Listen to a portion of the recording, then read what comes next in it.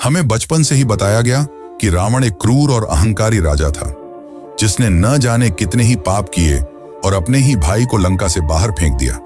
पर हमेशा जो दिखता है वह सच नहीं होता। जो आपने बचपन से देखा और सुना वह रावण नामक सिक्के का बस एक ही पहलू है। असल में रावण एक महाज्ञानी, महापंडित और महाप्रतापी राजा था, जिसे 6 शास्त्र और 4 वेदों का ज्ञान था। रावण से बड़ा शिव भक्त न कोई था, न कोई होगा। तो आज की इस वीडियो में हम जानेंगे रावण की कुछ अनसुनी अकल्पनीय बातें जो आपको वाल्मीकि रामायण में नहीं मिलेगी। जानेंगे कि रावण ब्राह्मण था या असुर, और क्या था उसके 10 सिरों का असली राज, और क्यों रावण ने राम को दिया था विजय का आशीर्वाद।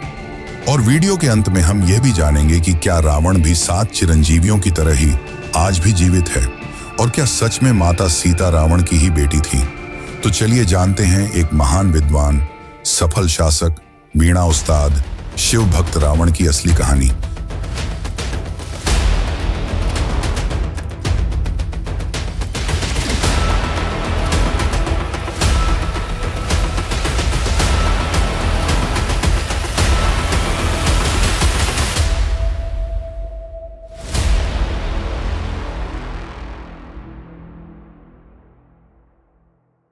रावण अपनी शक्तियों से तीनों लोकों को जीत चुका था। उसने यम को भी हराकर काल को बंदी बना रखा था। 9 ग्रह उसके पैरों के नीचे थे। इतना ज्ञान और शक्ति होने के बावजूद रावण अहंकारी था। दरअसल रावण के पिता ऋषि विश्रवा थे, जिनसे रावण ने शास्त्रों और वेदों को सीखा, जिसके कारण उसे महाज्ञानी और महापंडित कहा जाता है। वहीं उसकी माता कैकसी राक्षस कुल की थी, जिसके कारण रावण में राक्षसों वाले गुण भी थे। एक और इंटरेस्टिंग बात तो यह कि रावण ब्रह्मा जी के भी परपोते थे। रावण के दादा ऋषि पुलस्त्य ब्रह्मा के 10 बेटों में से एक थे। रावण ने अपने दोनों भाई कुंभकर्ण और विभीषण के साथ ब्रह्मा जी की कठोर तपस्या की। उसने हजारों सालों तक तपस्या की। रावण हर 1000 वर्ष समाप्त होते ही अपना एक सिर काटकर ब्रह्मा जी को अर्पित कर देता, और अंत में जब वो अपना 10वां सिर काटने वाला था, तब ब्रह्मा जी उसकी भक्ति से प्रसन्न हुए और उसे और उसके भाइयों को वरदान मांगने को कहा।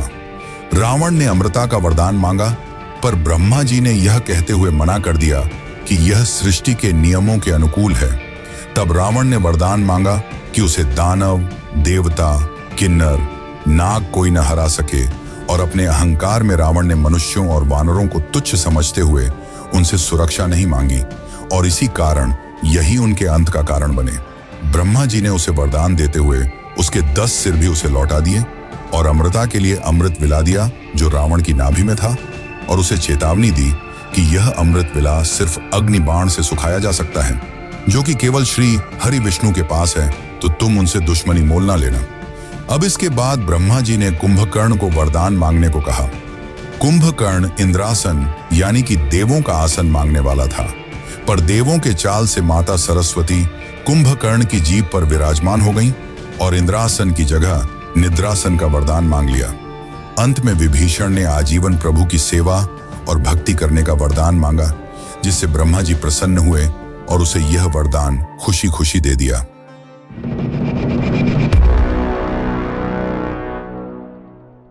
रावण शिव का बहुत बड़ा भक्त था, और एक बार शिव भक्ति में लीन रावण ने शिव को सीधे लंका ले जाने का सोचा और कैलाश पर्वत को अपनी भुजाओं से उठा लिया। और जब रावण ने ऐसा किया तो शिव क्रोधित हो उठे और अपने अंगूठे से पर्वत को दबा दिया। रावण पर्वत के नीचे दब गया और दर्द से चिल्लाने लगा। तब उसे अपनी गलती का एहसास हुआ, और उसने अपनी भक्ति दिखाते हुए अपने हजारों हाथों में से एक हाथ तोड़ा और उसकी नसों से तार बनाकर उसे बजाने लगा। यही वह समय था जब रावण ने शिव को प्रसन्न करने के लिए शिव तांडव स्तोत्र लिखा था, जिसे आज भी यह दुनिया शिव को प्रसन्न करने के लिए गाती है। रावण की भक्ति से शिव प्रसन्न हुए और उसे अपनी चंद्रहास तलवार दी, और तब से ही रावण को सबसे बड़ा शिव भक्त माना जाता है।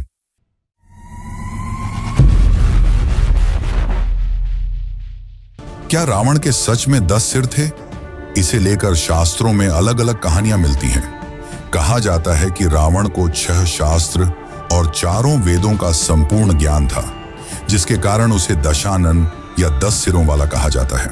वहीं दूसरी ओर कुछ जगहों पर यह लिखा मिलता है कि रावण के पिता ने उसे 9 मणि वाली एक माला दी थी, जिसके कारण रावण के 10 सिर प्रतीत होते थे।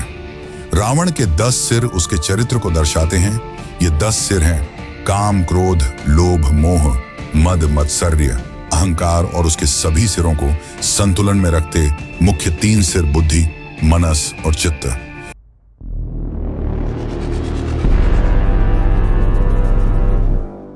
राम सेतु बनाने के लिए राम ने यज्ञ किया और यज्ञ कराने के लिए ब्राह्मण की जरूरत थी, और उस समय रावण से बड़ा ज्ञानी ब्राह्मण और कोई नहीं था।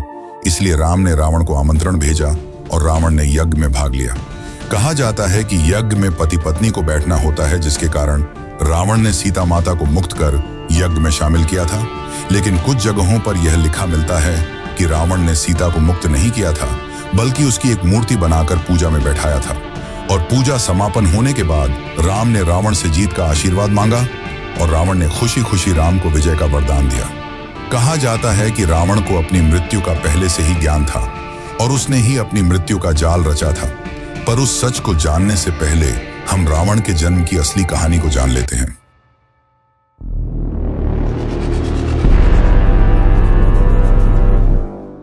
जय और विजय ये विष्णु के वैकुंठ लोक के 2 द्वारपाल थे, और जब ब्रह्मा जी के 4 पुत्र विष्णु के दर्शन के लिए पहुंचे, तब जय और विजय ने उन्हें यह कहकर रोक दिया कि यह अभी विष्णु जी के आराम का समय है, जिससे क्रोधित होकर संत कुमारों ने उन्हें श्राप दिया कि उन्हें वैकुंठ लोक का त्याग करना होगा।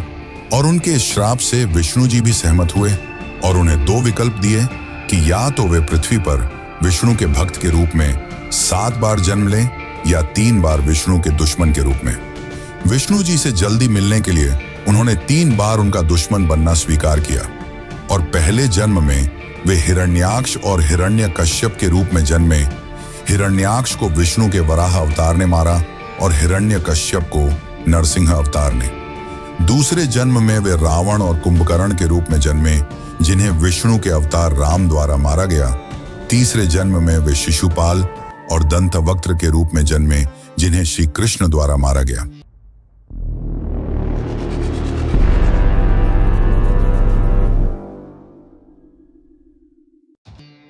माना जाता है कि माता सीता रावण की मृत्यु का कारण बनी, पर यह पूरी तरह सच नहीं है।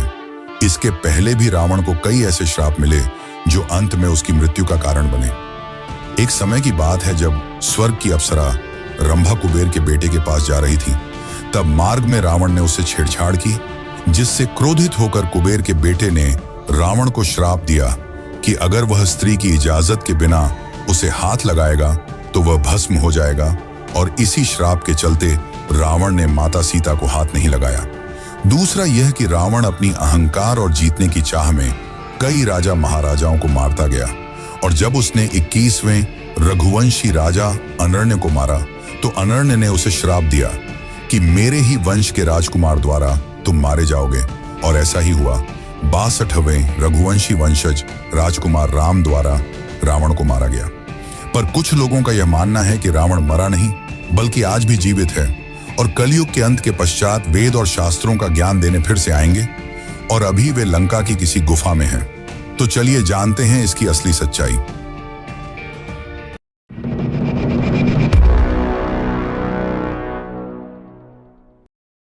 रावण तीनों लोकों को जीत चुका था और काल को भी बंदी बना लिया था, और जब वह नागलोक पहुंचा तो नागराज ने हारने से अच्छा रावण से दोस्ती कर ली, और रावण की मृत्यु के बाद नाग रावण के शरीर को ले गए और उसे जिंदा करने का प्रयास भी किया, परंतु वे असफल रहे।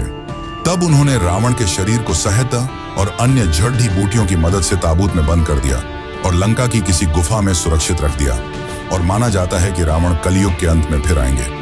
आज तक कई लोगों ने इस गुफा तक पहुंचने की कोशिश की है, पर उनका मानना है कि जब वे गुफा के पास पहुंचते हैं तो मौसम बिगड़ने लगता है, पेड़ पौधे अपनी जगह बदल लेते हैं और जानवर खून खराबे पर उतारू हो जाते हैं, जिसके कारण वहां पहुंचना असंभव हो जाता है। पर इस कथा के विपरीत कुछ लोगों का यह मानना है कि रावण की मृत्यु के बाद विभीषण ने पूरे रीति रिवाज से उनका अंतिम संस्कार किया था।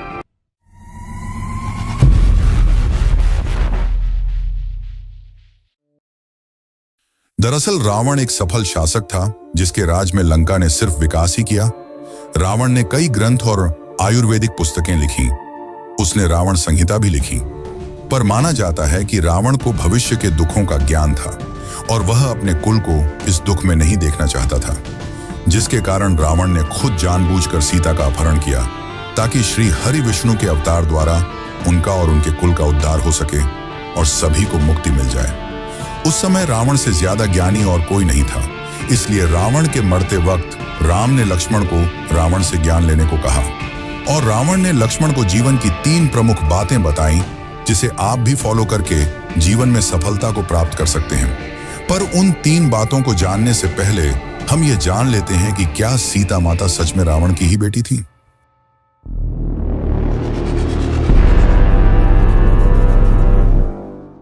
रामायण के जैन वर्जन में हमें यह कहानी देखने को मिलती है जिसके अनुसार सीता रावण की बेटी थी। माना जाता है कि सीता रावण और मंदोदरी की पहली संतान थी, पर उनके जन्म के समय रावण को यह ज्ञात हो गया था कि उसकी पुत्री का पति ही उसकी मृत्यु का कारण होगा। इस वजह से रावण ने उसे संदूक में बंद करके जमीन में गाड़ दिया, जो बाद में राजा जनक को मिली और राजा जनक ने उसे अपनी पुत्री मान लिया। पर यह कहानी हमें रामायण के जैन वर्जन और कुछ अन्य क्षेत्रीय किताबों में देखने को मिलती है, जो कि रियल रामायण की किताबों से अलग है, इसलिए इस पे पूरा भरोसा नहीं किया जा सकता। वैसे इसमें आपकी क्या राय है कि सीता माता रावण की बेटी थी या नहीं? कमेंट करके जरूर बताएं।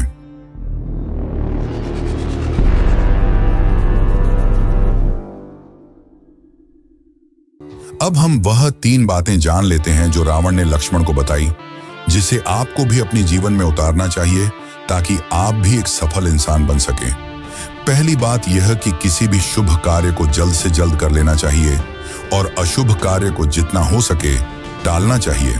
पर रावण ने राम को पहचानने में देर कर दी, जिसके कारण वह मारा गया। दूसरी बात यह कि अपने दुश्मनों को कभी कम नहीं समझना चाहिए, लेकिन रावण ने जब वरदान मांगा तो अपने अहंकार में उसने मनुष्यों और वानरों को तुच्छ समझते हुए उनसे सुरक्षा नहीं मांगी और वही उनकी मृत्यु का कारण बने। तीसरी बात यह कि अपने जीवन के रहस्य किसी को नहीं बताना चाहिए। रावण यहां भी चूक गया। विभीषण को उसकी नाभि में स्थित अमृत का राज मालूम था, जिसके कारण रावण मारा गया। तो ये हैं 3 बातें जो आपको भी जरूर ध्यान में रखनी चाहिए।